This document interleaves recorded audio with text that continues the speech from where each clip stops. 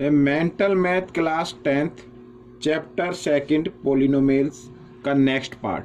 मैं हूं हरी सर और आप सभी बच्चे देख रहे हैं आपका अपना यूट्यूब चैनल चलो कदम बढ़ाए।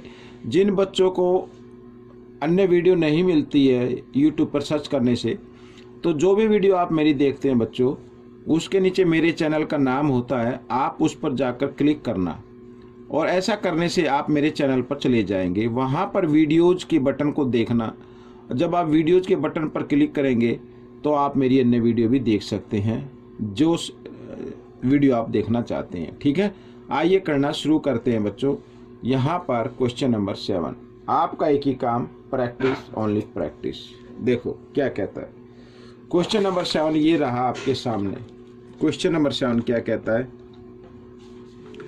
फाइंड द वैल्यू ऑफ ए की वैल्यू फाइंड आउट करनी है, for which the graph of the polynomials, यहाँ पर इक्वेशन गिवन है, ठीक, पोलिनोमियल गिवन है, ए इक्वल नॉट जीरो, ठीक है, ए जो है जीरो की इक्वल नहीं है, इज एन अपवर्ड पैराबोला, ठीक है, अपवर्ड पैराबोला। अपवर्ड पैराबोला बोलते हैं इसको बच्चों। इस तरीके से अगर कोई ये यहाँ पर है तो ये अगर ऊपर की तरफ इस तरीके से ये मुंह खुलता है इस ग्राफ का तो ये अपवर्ड पैराबोला होता है, और अगर नीचे की तरफ खुलता है तो डाउनवर्ड पैराबोला होता है। ठीक है, इस तरीके से तो ऊपर का दिया हुआ है यहाँ पर, तो ए की वैल्यू फाइंड आउट करनी है बच्चों। तो आप हमेशा एक चीज़ याद रखना बस, हमेशा अगर ये पैराबोला ऊपर की तरफ ओपन है, ठीक है, अपवर्ड की तरफ ओपन है, तो हमेशा ए की जो वैल्यू रहेगी ना वो हमेशा पॉजिटिव रहेगी।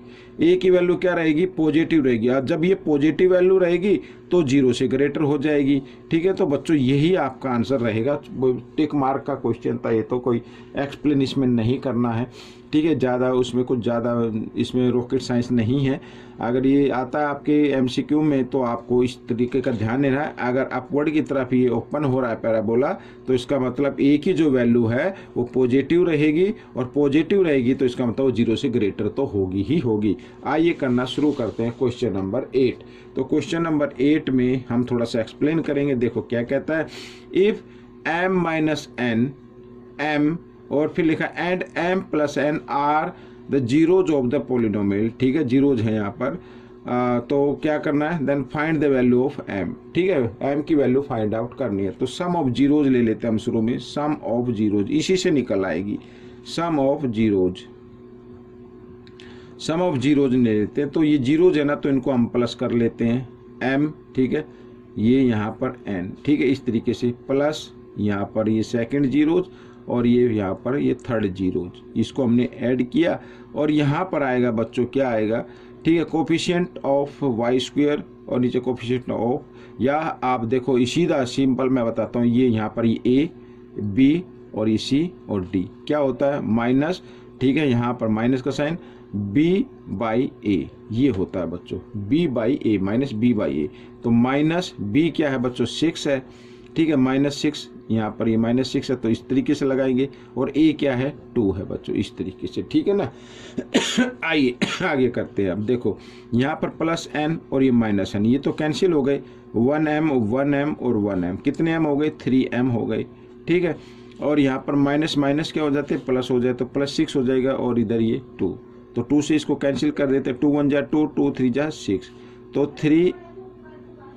3m इक्वल 3 आ गया। तो हमें m की वैल्यू निकालनी है, m इक्वल 3, इधर 3 मल्टीप्लाई की फॉर्म में, इधर आकर ये डिवाइड की फॉर्म में आएगा, तो 3 से डिवाइड कर देते, 3 1 जा 3, 3 1 जा 3, तो m की वैल्यू क्या आ गई बच्चों 1 आ गई। ये आपका आंसर बन गया। इस तरीके से आपको करना है, लेकिन प्रैक्टिस जरूर करनी है, ठीक है, तभी आप इसको आसानी से कर पाएंगे। आगे देखो क्या कहता है यहाँ पर, find the sum and the product of zeros of the quadratic polynomial, ये पोलिनोमियल दिया हुआ है, ठीक है ना। आइए हम इसको थोड़ा सा इसको लिख लेते हैं एक अच्छी तरह से। तो ये y वाला जो वेरिएबल है ये आगे आएगा, ठीक है, कन्फ्यूज करने के लिए लिख देते हैं यहाँ पर उल्टे सीधे, ठीक है, ताकि बच्चों का IQ लेवल चेक किया जा सके कि कितने वो सतर्क हैं, अटेंशन है कि केयरफुली हैं, ठीक है।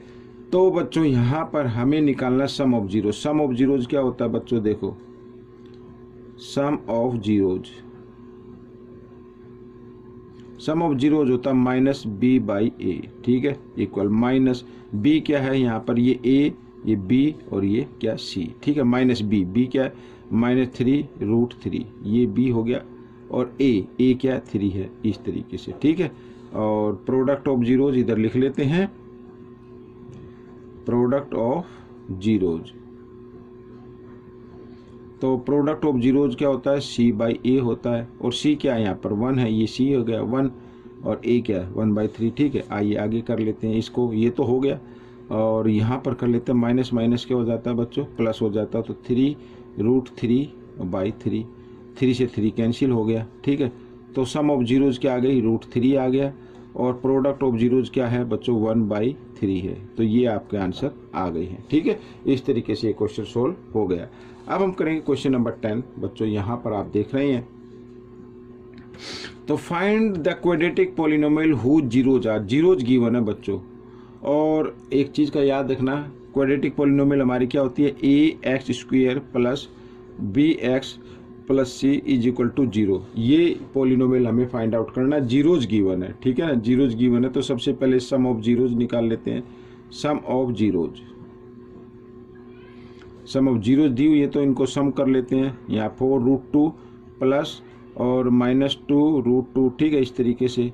और इसको जब हम आगे इसको ब्रैकेट को खोलेंगे, ओपन करेंगे, तो 4√2 और माइनस प्लस -2√2, ठीक है, इस तरीके सेम रूट है बच्चों, सेम रूट दिखाई दे रहे हैं ना।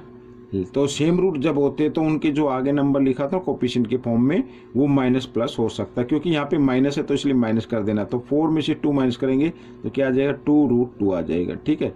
यहाँ पर ये सम ऑफ जीरोज आ गई, सम ऑफ जीरोज होती है। और सम ऑफ जीरोज क्या होती है बच्चों, -b/a, क्या होता है -b/a, और माइनस यानी माइनस और b क्या है, ये आ गया 2√2, ठीक है। a कुछ नहीं तो a की जगह 1 मान लीजिए अभी आप, ठीक है। आइए, क्योंकि जगह कम है तो मैं इस पर बता देता हूँ। ये देखो, ठीक है, यहाँ पर अब प्रोडक्ट ऑफ जीरोज, ठीक है, यहाँ पर लिख देते हैं प्रोडक्ट ऑफ जीरोज।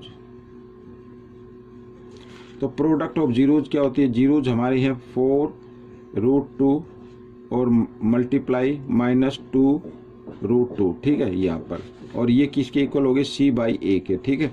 तो 4 को 2 से मल्टीप्लाई करेंगे, 4 2 जा 8, -8 हो जाएगा। और √2 को जब √2 से मल्टीप्लाई करते हैं तो 2 आएगा खाली, ठीक है ना। तो 8 2 जा क्या होता है, -16 होता है। ये आ गया बच्चों।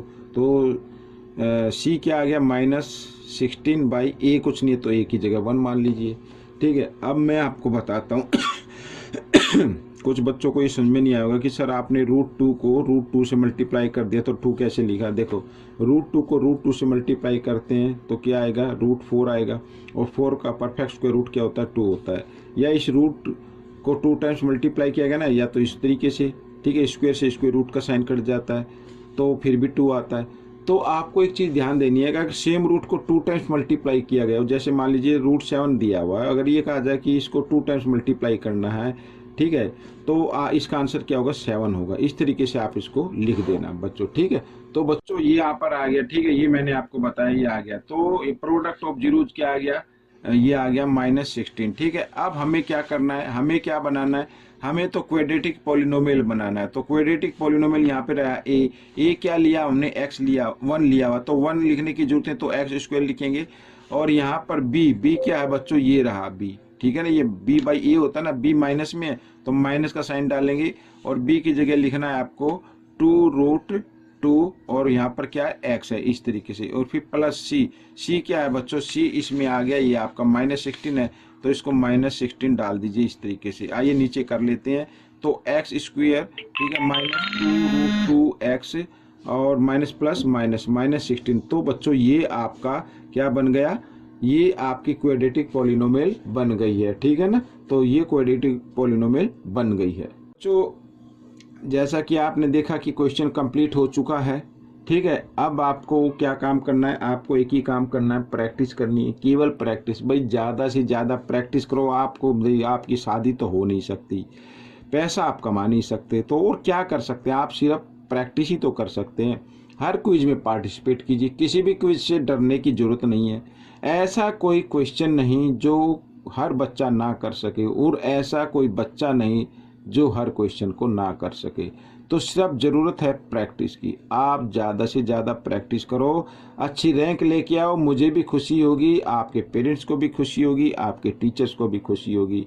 फिर ठीक है बच्चों, मिलेंगे अब हम नेक्स्ट पार्ट में। Till then, thank you.